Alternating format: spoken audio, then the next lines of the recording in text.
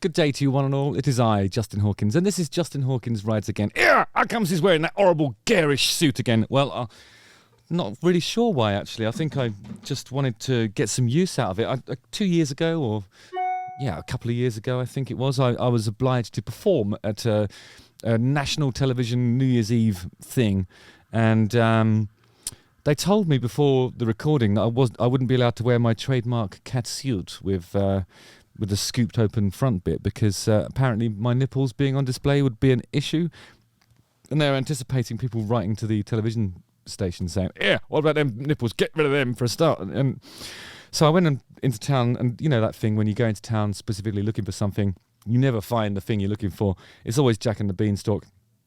But I really focused, and I bought a suit because I wanted to wear a suit which would cover my nipples, and I ended up with this thing. And then I got back to the television place and they said, don't worry about it, you can have your nipples out if you want, that's all right. Yeah, rather you wear the cat suit, because then people will recognise you, because you haven't been famous for 20 years or whatever it is.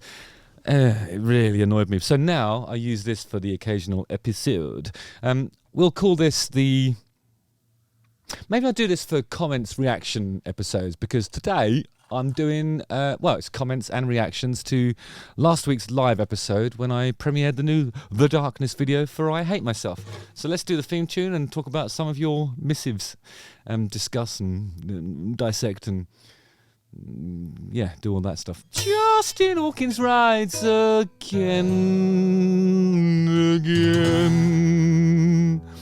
Didn't bother voicing the 9 in that one. I wanted to keep it simple, just have like the fifth and the root. Never mind the fruit, just stick to the root. That's what that's usually my advice for bass players. Anyway, last week I did something different here on my YouTube channel. In case you missed it, I was joined by my brother Dan Hawkins and director Simon Emmett for a first look at the video for I Hate Myself, which is the second song to be released from the new The Darkness album, Dreams on Toast, and that comes out in March. There goes the best thing that ever happened to anyone. I wanted to say thanks to everybody who took part in the live stream and asked all the questions and kept the conversation going throughout that broadcast. It was the first time we've ever premiered a video on this channel, and I think one of the things that I was concerned about was whether you as subscribers or viewers would be comfortable with the idea of me using this platform to promote and dissect and talk about my actual sort of creative output. I mean, I feel like I often talk about that line between content and art, and I don't usually cross it in my own, by pushing my own material here, because I'm always reluctant to do it. But I think it was justified on this occasion, and I really appreciate the fact that I didn't really get much in the way of negative pushback from you guys for having done that. So thank you so much. That's the first thing I want to say. I think I was less concerned about how divisive the video itself was going to be, because that's kind of what we were hoping for. We didn't want to have a video that was meh, like you just had a middling kind of nonplussed or unaffected reaction to. I wanted people to either love it or hate it, or ideally nowhere in between. And I realised that not everybody would kind of understand, I suppose I wanted to use that live broadcast to give Simon and myself an opportunity to explain why we did it like this and what the video is about. So anyway, I'm going to react to some of the comments from that and from the video itself. The top comment, with 352 likes and still rising, Andrew Bradburn 3319 said, "I didn't realise Doc Cotton was such a great singer." So I think obviously that sort of gaunt, bony visage, coupled with luxurious hair, and probably having a cigarette burning throughout the performance, did give a bit of an essence of Dot Cotton, who was a character from my producer's second favourite soap opera. She's more of an Emmerdale person, really, because she's always wondering what Ross is up to or whoever. But yeah, I think Dot Cotton is from EastEnders. That's a good observation. I think I call that observational humour, when you say that looks a bit like whatever. So good comment. And I'm choosing to really focus on the positive aspect of it, which is great singer. So thank you, Andrew. I really appreciate that. The second most liked comment is from Oklazoni.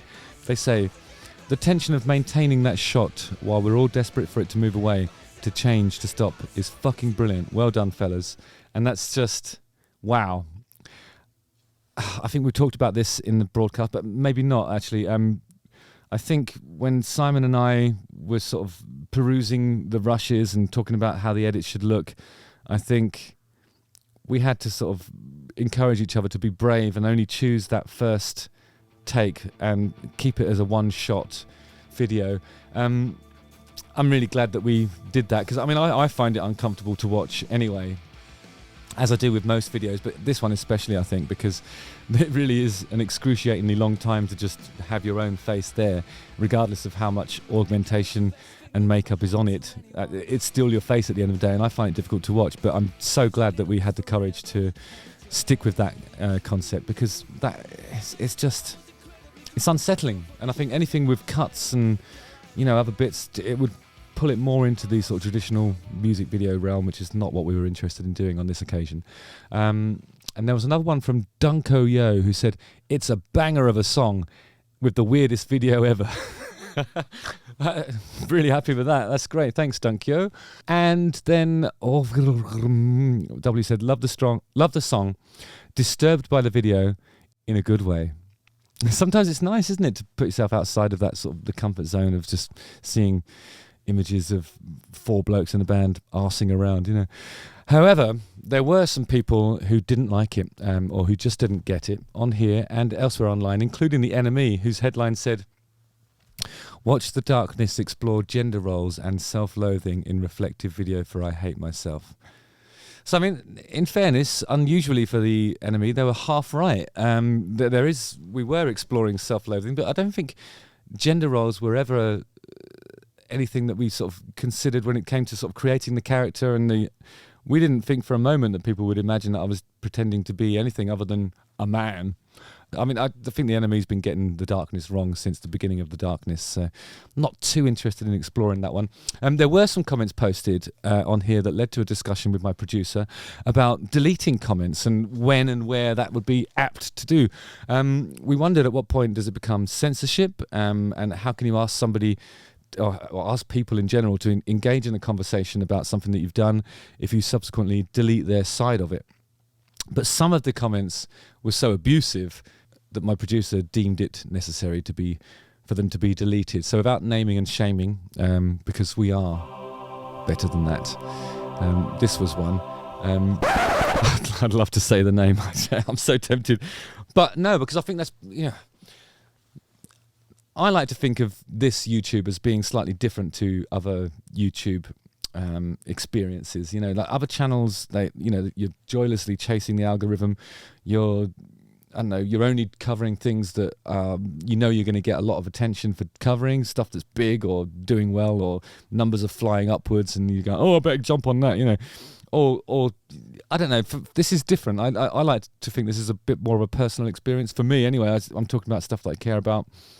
And I know that traditionally people think of the sort of comment section of YouTube to be somewhat of a cesspool where people anonymously spew their bile and just say really, really awful things. And I would like to try and encourage us all to be a bit better than that, because I think this is a better channel than most of them. So anyway, this person, who shall remain nameless, oh God, I'm so tempted to say the name. I can't.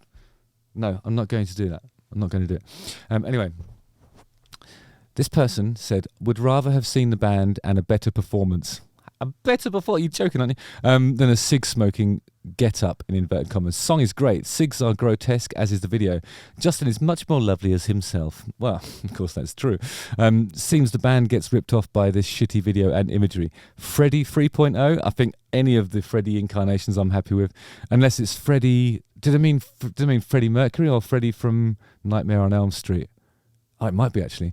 Anyways, check this out. This is the bit where it gets really lovely.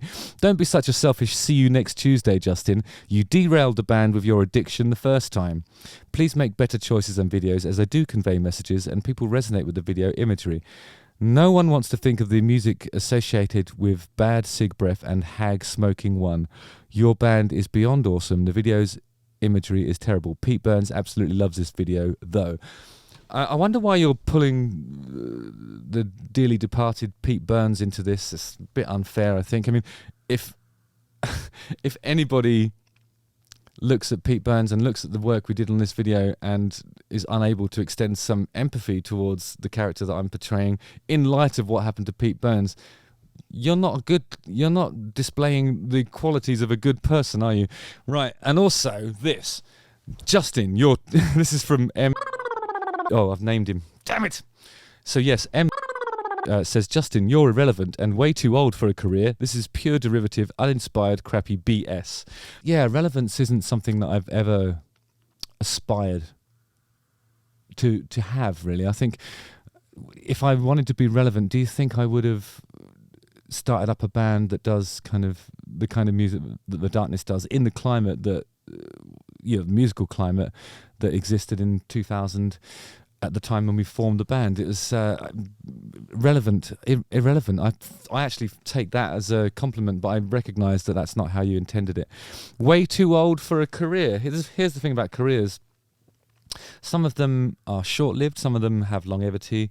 I've been touring the world for 21 years, so this is a career. Anyway, there was somebody who did get it, and that was Ducky on TikTok, who spoke about the range of reactions to the video and how the interaction on social media was all part of the design. But I've also seen comments going, what in the AI is this? There's lots of jokes being made. So much about hating yourself and wanting to change oneself, and what you project is not necessarily what you are. And there's so many ideas going on. What turns it into this real performance piece is the posting of it on social media as well. So it's not only a commentary on pop culture, self-image, it's also a commentary on social media. And we, the viewers, are part of that performance in the commentary, making comments about plastic surgery and how things are different, using art to make statements, and they be whatever you want them to be in terms of how you interpret them, but using media in this interesting way. It's not just making the video. Not everyone's gonna love it, but I just love the way that it's not just the video in and of itself, it's not just the song, it's how it's being used.